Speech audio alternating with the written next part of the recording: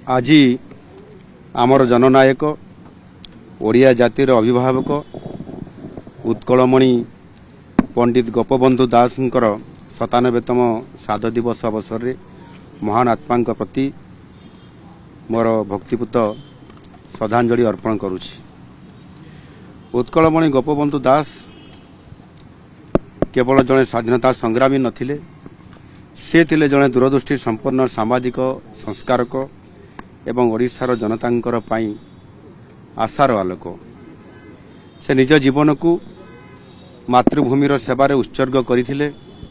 से भारतीय स्वाधीनता आंदोलन रे एक गुरुत्वपूर्ण भूमिका निर्वाह करथिले। असंख्य लोकंकु ब्रिटिश शासन विरोध रे संग्राम रे जोग देबा पई समस्तंकु एकाठी करथिले एवं समानकु मध्य से प्रेरणा जोगी आसुथिले। से ओडिशार जनतांकर सामाजिक आर्थिक अवस्था प्रति गभीर भाव में चिंतित थिले। से सत्यवादी वन विद्यालय प्रतिष्ठा करथिले, जहाँ शिक्षा एवं सामाजिक संस्कारर एक मुख्य केंद्र हिसाब रे ताहा प्रतिष्ठित थिला।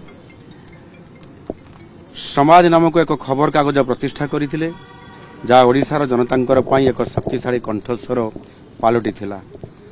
तांकर लेखा माध्यम रे से साधारण मनुष्यर समस्या गुडी को उजागर करी रखुथिले एवं सामाजिक न्याय एवं समानता पाई से प्रचार मध्य करुथिले। तांको जीवन देशप्रेम, निष्ठापरता, जनसेवा एवं प्रति उत्सर्गर मूल्यबोधर एक प्रमाण थिला। से शिक्षार शक्ति और समाजर उपेक्षित वर्गर उन्नति पाई से गुरुत्वपूर्ण भूमिका निर्वाह करुथिले। तांकर जीवनर आदर्श आमको प्रेरणा दे चलीछि एवं आज राज्य एवं राष्ट्र उन्नति पाई कार्य करिवार गुरुत्व विषय रे सबुबले आमको मने पकाई थाए एवं आजिर दिन रे मध्य याको स्मरण करिवार बहुत बड़ गोटाए अवकाश आसी थाए।